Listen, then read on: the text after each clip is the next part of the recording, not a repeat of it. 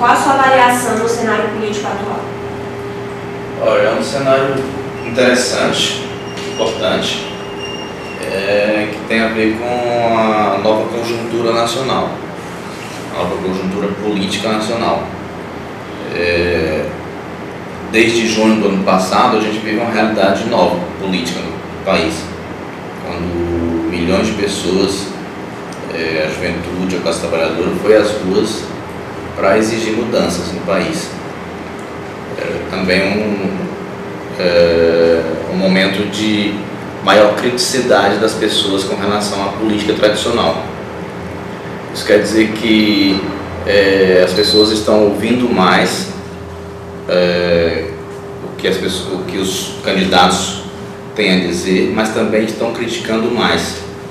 Para nós do PSTU é muito importante isso. Inclusive o sentimento que existe de parte da população, de parte dos eleitores, de decepção com o próprio regime eleitoral. Eles começam a ver que, de fato, as eleições elas não mudam para valer a vida das pessoas. E nós concordamos com isso. Precisamos fazer mudanças radicais no nosso país e no Piauí, e não são as eleições que vão garantir isso. O que vai garantir isso é exatamente a organização do povo, dos trabalhadores, da juventude, nas ruas, reivindicando direitos. Certo. Que pontos o senhor considera negativo e ou positivos no Estado hoje? A gente vê um Estado em que teria tudo para dar certo para o povo do Piauí. Hoje ele dá certo para uma parcela muito pequena dos piauienses. E a gente vê, por exemplo, que existe aí, ao mesmo tempo, uma grande quantidade de terra de boa qualidade, existe sol, existe muita água, existe muita gente trabalhadora querendo trabalhar, mas existe também o latifúndio, que impede, por exemplo, que todas essas riquezas estejam a serviço, por exemplo, de garantir a produção de alimentos de boa qualidade e baratos para abastecer, por exemplo, o Piauí. O mesmo Piauí que importa a maior parte dos alimentos. Basta você ver aqui na Ceasa, né, de onde é que vem esses alimentos. Tudo que a gente consome praticamente vem de outros estados. E a gente defende exatamente uma reforma agrária para garantir que essas riquezas do estado do Piauí sejam colocadas a serviço da classe trabalhadora. Não só no que diz respeito à terra, mas também a questão da energia. A energia eólica que está colocada aí com um grande filão para o estado. O próprio gás natural, que poderia ser explorado de forma racional por uma empresa estatal, 100% pública e não privatizada como está sendo agora.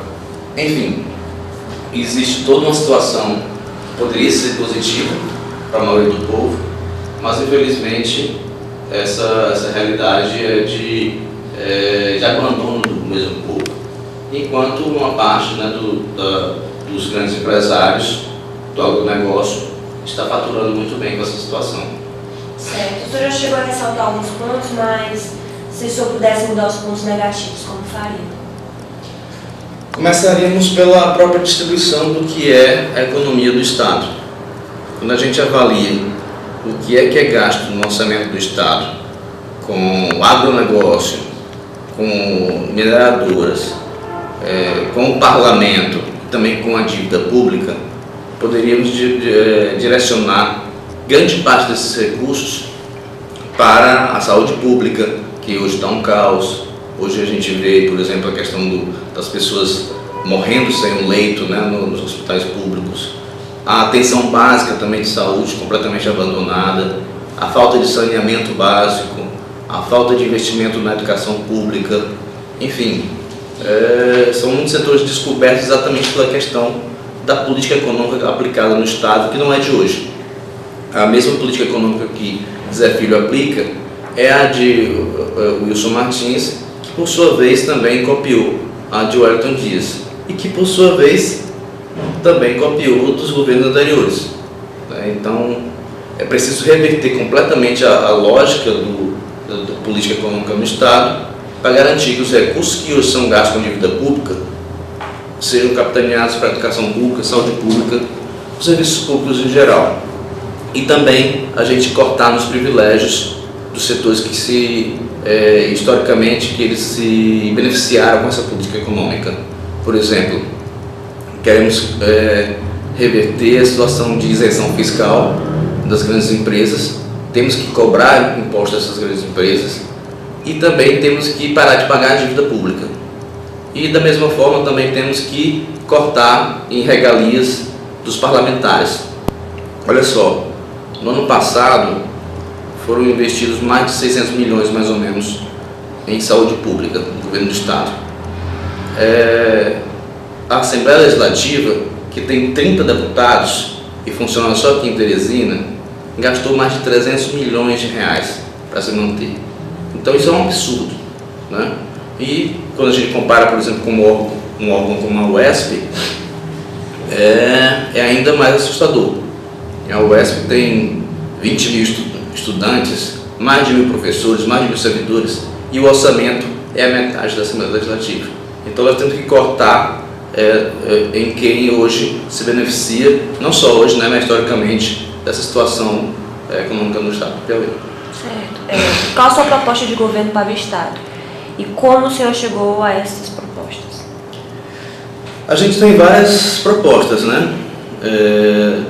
Tem da saúde, tem da educação, tem do saneamento básico, da moradia, da reforma agrária. Então, essas propostas, elas não são criadas de forma artificial, né? Elas têm a ver com a demanda histórica da classe trabalhadora no Piauí, que também tem a ver com a própria demanda que foi colocada nas ruas em junho de 2013. Então, a gente quer reverter essa situação porque, como eu falei anteriormente, como é que um estado tão rico como o nosso, que é o segundo maior exportador de grãos no Nordeste, também seja o campeão em exportar energética e de distribuição de água tem sido um grande problema no estado. Como o senhor pretende chegar a uma solução? Água a gente tem, né? Aqui em Teresina é inadmissível, por exemplo, que a gente sendo cortado por 2 rios perenes, falte água em Teresina. Por que falta água? Porque faltou investimento e planejamento dos governos. Os governos do PSDB, na Prefeitura de Teresina, os do PT no governo do Estado, do PMDB também no governo do Estado, entre outros, eles não não planejaram o Estado e Teresina para a questão da demanda de água. E o que tem que ser feito com relação a essa questão da água, aqui em Teresina, é exatamente salvar a GESPISA da privatização que está ocorrendo através das terceirizações. No ano passado, né, o PSTU participou de um movimento, junto com outros movimentos sociais, para barrar a privatização total da GESPISA, como foi, por exemplo, o projeto de subdelegação da GESPISA apresentado pelo governo Wilson Martins. Então foi preciso muita mobilização nas ruas, inclusive, para que o governo Wilson Martins desistisse da ideia. Então o que é que tem que ser feito? Tem que resgatar a GESPISA, revitalizar a GESPISA, contratar mais pessoal através de concurso público e investir pesado na questão do saneamento e também na própria rede de distribuição de água. No interior, onde no semiárido, né, principalmente, a demanda de água ainda é maior, né? A gente vê, por exemplo, o número de municípios que decretaram um estado de calamidade no ano passado para cá. Então, cerca de 200 municípios, praticamente, colocaram essa situação de emergência por falta de água. E, por incrível que pareça, os gestores públicos, eles tentam passar para a população que isso não é um problema do governo, não é um problema do Estado. Eles tentam colocar a culpa, inclusive, no além, em São Pedro, né? E chegou, por exemplo, a ser patética uma declaração do secretário de Defesa Civil, pedindo para que as pessoas orassem, rezassem para que chovesse para a situação ser resolvida. Isso mostra, né, que os sucessivos governos, eles não, de fato, trabalharam no sentido de garantir que houvesse uma convivência do povo, do semiárido, com essa situação colocada lá, né? Então, em organizações, por exemplo, como a Caritas, como a ASA, né, a Articulação do Semiárido, e várias outras entidades que fazem parte do Fórum de Convivência com o Semiárido, elas denunciam essa falta de política pública para o semiárido e em ações até mesmo que poderiam representar a mudança completa dessa situação.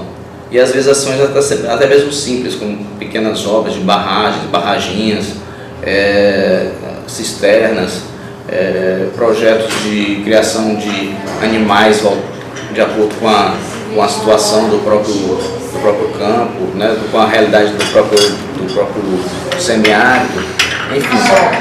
E também temos, por exemplo, a questão da quantidade de água no subsolo, que poderia também ser melhor aproveitada.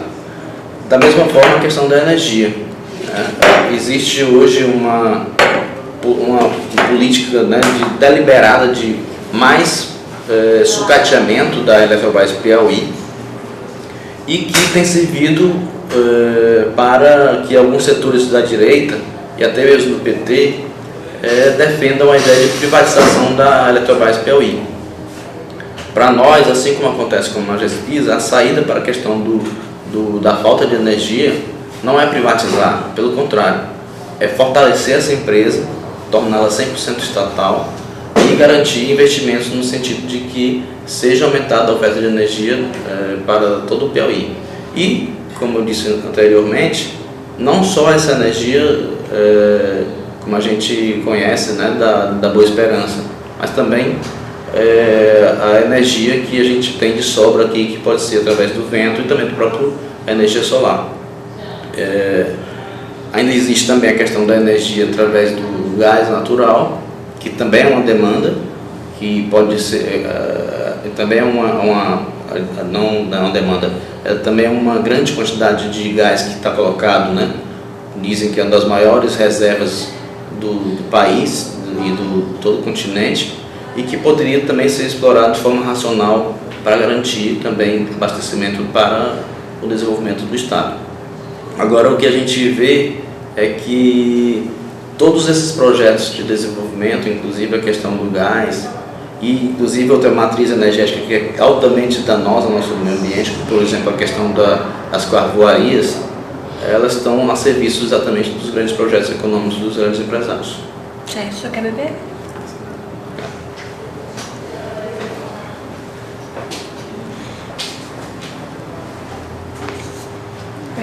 Piauí hoje aparece como o menor PIB do Nordeste. E o que o senhor pretende fazer para mudar este quadro? A gente tem que, de fato, fazer com que as riquezas produzidas atualmente sejam melhor distribuídas. Primeiro de tudo é isso. O governo do Estado recentemente lançou uma ideia de que aumentou o PIB, que foi o Estado onde teve maior crescimento do PIB no Nordeste. Bom, se isso é verdade, existe uma verdade ainda muito mais forte. É que, na verdade, é uma grande concentração de renda na mão de poucas pessoas. O pouco PIB que nós temos e o pouco avanço do PIB que nós tivemos estão concentrados na mão de pouquíssimas pessoas. Então é necessário fazer, primeiro de tudo, a distribuição de renda. E, para garantir riquezas no nosso Estado, nós vamos ter que fazer com que essas riquezas naturais do Estado do Piauí estejam a serviço exatamente do crescimento econômico e social também do nosso Estado. Então, se existe a terra, e é um dado impressionante, cerca de 10 milhões de hectares no Piauí são terras devolutas, ou seja, são do Estado, mas estão na mão de poucas famílias, os grileiros chamados e latifundiários, essa terra tem que servir para a produção de alimentos, tem que servir para a produção de geração de renda com a agricultura familiar. Isso já por si só já modificaria a realidade do nosso estado, onde o que a gente tem visto é que os grandes projetos econômicos têm expulsado as pessoas do campo para morarem na capital ou ainda em cidades maiores, e enquanto essas pessoas poderiam estar no campo produzindo não só para o próprio sustento, mas como para a própria população piauiense. E outras questões são também garantir, como por exemplo as riquezas que nós temos naturais de minério, né, de gás natural, elas possam também ser exploradas, mas desde que sejam, digamos, exploradas pelo Estado, através de empresas estatais, e não para empresas privadas permanecerem lucrando como estão. Certo. Fala-se também que o Estado está quebrado financeiramente. Como solucionar isso? Se existe, né? Que na verdade existe muito dinheiro no Estado. Agora o dinheiro exatamente está servindo para poucos setores. Como o orçamento, como eu falei anteriormente com relação à questão do orçamento do Estado. Olha, como é que um Estado está quebrado e esse Estado, por exemplo, não questiona a enorme dívida pública que existe? Todo ano, praticamente, os governantes eles solicitam empréstimos altíssimos a organismos internacionais. Para onde é que está indo esse dinheiro? Certamente não está indo para a saúde, para a educação, para a moradia, para a reforma agrária. Nada disso evolui no Estado. Mas ao mesmo tempo a gente vê alguns outros setores desfrutando exatamente desses investimentos. Então, se existe essa quebradeira de fato é sentida pelos pobres, pela classe trabalhadora que, quando chega no hospital para atendimento, não tem um médico. Ou então, quando vai para a escola e não tem a vaga na escola. Da mesma forma, não tem a moradia, não tem um lugar onde plantar e colher, né? Se existe quebradeira financeira, só existe de fato os efeitos disso para os mais pobres. Mas muita gente está se beneficiando dessa situação econômica do Piauí hoje. Não é por falta de dinheiro que as coisas não estão funcionando. Certo. Este ano está sendo aplicada a lei da ficha limpa. Como o senhor analisa essa questão? Nós acreditamos que é uma lei bastante limitada, que a gente vê, por exemplo, candidatos que já foram condenados, tidos como culpados por determinados crimes e estão na disputa eleitoral. As vítimas de algodões podem falar, por exemplo, nesse sentido. Não só nesse crime em si, mas vários outros também que foram cometidos por outros governantes e que na prática não tem sido efetivada essa lei da ficha limpa. O próprio presidente do Tribunal, aliás, da Assembleia Legislativa do Piauí, né, tem várias contas aí reprovadas na Assembleia Legislativa e vai continuar concorrendo. Conseguiu, inclusive, o registro de candidatura através da Justiça. Então, como é que podemos comemorar uma lei como essa? Na verdade, não existe, de fato, algo muito a ser comemorado com essa lei da ficha limpa. Agora, voltando relacionado aos candidatos, eu queria que o senhor me falasse qual o seu diferencial relacionado aos outros candidatos ao governo. A gente, primeiro de tudo, não acredita que exista um salvador da pátria, que é um candidato, é esse ou aquele candidato. Não é isso. É um projeto de sociedade que a gente defende. E junto com esse projeto, vem também vários princípios. Né? No nosso caso, nós optamos, é um partido, para representar uma parte da sociedade. E essa parte é exatamente a classe trabalhadora, a juventude e o povo pobre. Nós não vamos, por exemplo, governar para todos. Isso é uma ilusão. Os candidatos que dizem que vão governar para todos vão continuar repetindo a mesma prática dos governos anteriores, que prometeram também governar para todos, mas na verdade a maior parte do bolo é sempre para os mais ricos. Então o nosso diferencial já começa por aí. Temos um caráter bem diferenciado de classe social.